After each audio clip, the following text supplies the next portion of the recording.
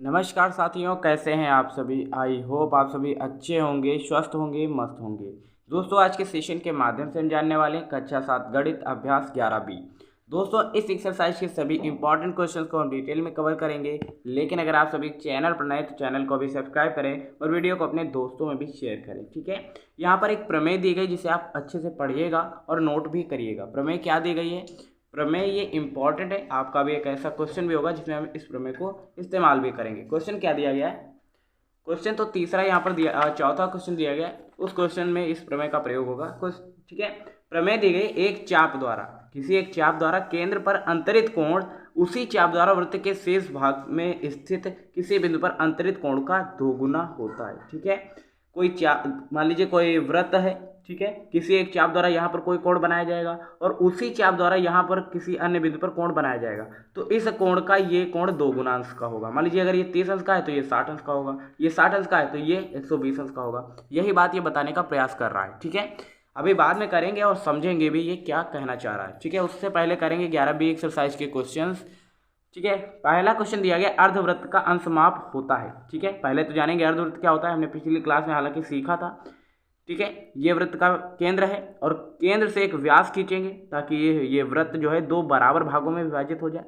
ये होगा अर्धवृत्त और एक ये होगा अर्धवृत्त। इसका नाम O देते हैं, इसका नाम A और B। ठीक है, अब क्वेश्चन कह रहा है अर्धवृत्त का अंशमाप कितना होगा। ठीक है, आपको पता है संपूर्ण गोले या संपूर्ण वृत्त का कोण का मान कितना होता है। संपूर्ण वृत्त के कोण का मान कितना होता है, कि कोण का मान कितना होता है 360 अंश। इतनी बात पता है आपको। और जब ये अर्धवृत्त में विभाजित हो जाएगा, यानी कि आधे में ये हो जाएगा एक वृत्त और आधे में ये एक अर्धवृत्त हो जाएगा, तो पूरा तो 360 अंश का था। तो अब आधे वृत्त का मान कितना होगा, 2 से भाग कर देंगे ना, तो ये आ जाएगा अर्धवृत्त का मान। ठीक है, तो कितना आएगा, 2 से भाग करेंगे, 2 कम 2 और बचेगा 1, 2 8 16 और यानी कि 180 अंश। अब आपके मन में एक जिज्ञासा उठ रही होगी कि पिछली क्लास में आपने बताया था अर्धवृत्त का जो, देखिए क्वेश्चन क्या था, आप यहाँ पर पिछली एक्सरसाइज में देख भी सकते हैं। यहाँ पर क्वेश्चन था कि अर्धवृत्त में बने कोण की माप बताइए। अब आपके मन में एक जिज्ञासा उठ रही होगी कि अर्धवृत्त में बने कोण का मान तो आपने पिछली क्लास में 90 डिग्री बताया था, इसमें बता रहे हो 180 अंश। देखिए यहाँ पर जो भी आपको बताया जाएगा वो हालांकि सही बताया जाएगा, ऐसा नहीं है कि आपको कुछ कोई बात बताई गई तो गलत होगी। ठीक है, वहाँ पर देखिए पूछ रहा था अर्धवृत्त में बने कोण का मान, अर्धवृत्त में बने कोण का मान। ठीक है, अर्धवृत्त में बने कोण का मान पूछ रहा था, तब हम 90 डिग्री लगाएंगे। क्योंकि अगर आपसे पूछेगा कि अर्धवृत्त का अंश माप कितना होगा, अर्धवृत्त का अंश माप और अर्धवृत्त में बना कोण दोनों शब्दों में जमीन आसमान का फर्क है। ठीक है, यही बात आपको समझाने का प्रयास कर रहा हूं। ठीक है, अर्धवृत्त में बने कोण का मान 90 डिग्री होता है, ये प्रमेय भी होती है। जबकि संपूर्ण वृत्त के कोण का मान होता है 360 डिग्री, तो अर्धवृत्त में बने इस अंश माप कितनी होगी, इसकी अंश माप। ठीक है, तो 360 को 2 से भाग कर देंगे तो 180 अंश आ जाएगा। ठीक है, तो पहला क्वेश्चन ऑप्शन तीसरा इसका राइट आंसर हो जाएगा। सेकेंड क्वेश्चन क्या दिया गया यहाँ पर, किसी वृत्त में यदि उसके लघुचाप का अंशमाप 70 अंश है तो दीर्घचाप का अंशमाप ज्ञात कीजिए। अब आपको पता है सेकंड क्वेश्चन यहीं पर हम कर लेते हैं, आसान सा है। ठीक है, क्वेश्चन कह रहा है किसी लघुचाप का अंशमाप 70 अंश है। ठीक है, ये लघु चाप का अंशमाप है। ठीक है, दीर्घ चाप का अंशमाप कितना होगा, आपको पता है पूरा ये वृत्त जो होता है वो 360 डिग्री अंश का होता है। अब लघु चाप का मान 70 अंश है तो दीर्घ चाप का अंशमाप कैसे निकालेंगे, इसमें से 70 घटाएंगे, कितना आएगा, 70 घटाएंगे तो 290 आ जाएगा और यही इसका राइट आंसर आ रहा होगा। ठीक है, इस तरीके से क्वेश्चन आपको करना था, आसान सा क्वेश्चन है। मान लीजिए यहाँ पर ये वृत्त दिया गया है। ठीक है, ये हमने वृत्त बना लिया। अब कह रहा है किसी लघु चाप का मान, यहाँ पर ये लघु चाप है जिसका मान 70 अंश दिया गया है। ठीक है, ये 70 अंश का होगा तो ये बचा कितने अंश का होगा, क्योंकि भाई टोटल तो 360 अंश का होता है, ये 70 अंश का कोण है तो बचेगा कोण कितने अंश का, कितने अंश का बचेगा, 360 माइनस 70 अंश करेंगे तो 290 हमें मिल जाएगा और यही इसका राइट आंसर आएगा।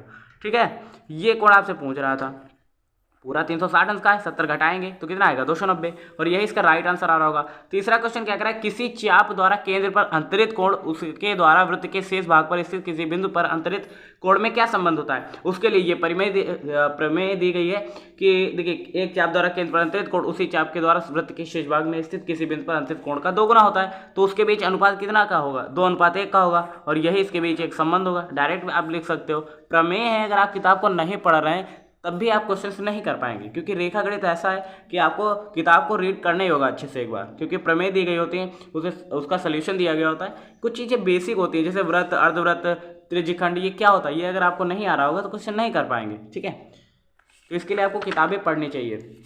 उसके बाद चौथा क्वेश्चन क्या दिया गया है, जो दिया गया है चलिए पहले पढ़ते हैं, उसके बाद क्वेश्चन को हम डिटेल में कवर करेंगे।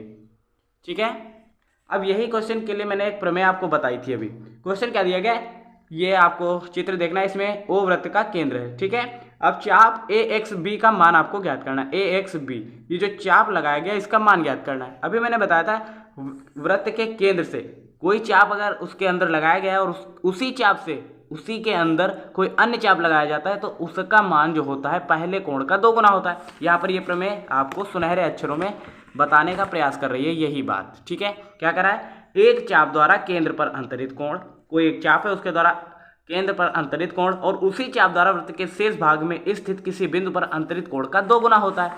तो यहाँ पर अगर इसका मान 35 अंश है तो ए एक्स बी का मान कितना होगा, इसका 2 गुना कितना होगा 35 का, तो 70 अंश होगा ना, और यही इसका राइट आंसर आ रहा होगा।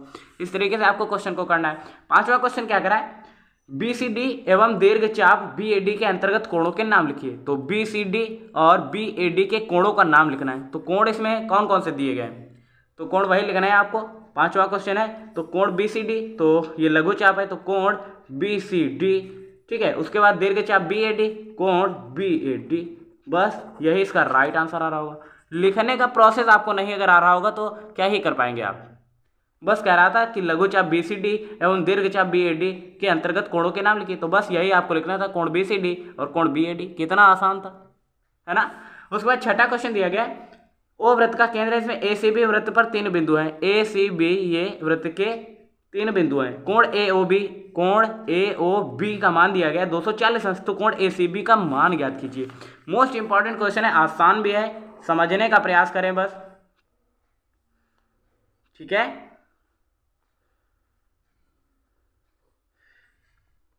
ये 240 अंश का मान दिया गया है ए सी बी और इसका नाम है ओ। ठीक है, कोण ए सी बी का मान आपसे पूछा गया है, कोण ए सी बी का मान। ठीक है, कैसे करेंगे उससे पहले देखिए आपको एक चीज़ आनी चाहिए। ये पूरा पहले तो बात ये समझिए, ये इतना दिया गया है पूरा, आपको पहले इस तरीके से नोट में लिखना क्या है, नोट में लिखना है चूँकि संपूर्ण वृत्त में बना कोण, संपूर्ण वृत्त में बना कोण बराबर कितना अंश का होता है, 360 डिग्री अंश।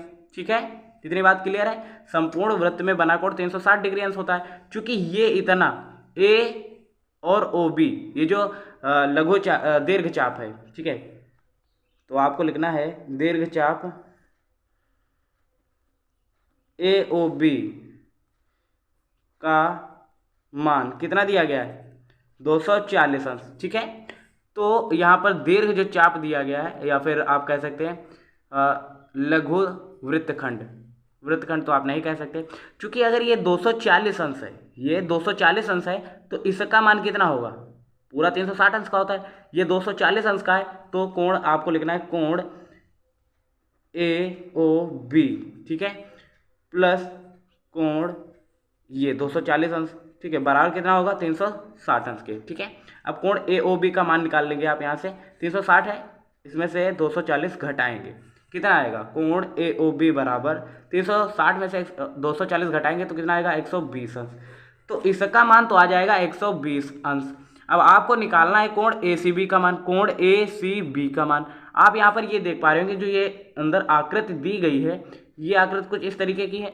आपको ये आकृति किस तरीके की लग रही है, समांतर चतुर्भुज की। ठीक है, ये आकृति किस तरीके की है, समांतर चतुर्भुज। और समांतर चतुर्भुज की एक मुख्य बात क्या होती है, इसके आमने सामने के कोणों का योगफल कितना अंश होता है, इसके आमने सामने के कोणों का योगफल कितना अंश होता है, 180 अंश। ठीक है, आप नोट करके यहाँ पर फिर से लिख लीजिएगा, चूंकि समांतर चतुर्भुज के सम्मुख कोणों का योगफल, सम्मुख कोणों का योगफल 180 अंश होता है। इतनी बात क्लियर है। तो कोण इस और कोण इसका मान कितना अंश होगा, 180 अंश। आप लिख सकते हैं कोण ए ओ बी प्लस कोण ACB बराबर 180 अंश। अब इसका मान आपको दिया गया है कितना, 120 अंश, प्लस कोण ACB बराबर करेंगे 180 अंश। ठीक है, तो कोण ACB बराबर कितना होगा, 120, ये प्लस का 75 करेंगे, 180 में से 120 घटाएंगे, कितना आएगा, 60 अंश।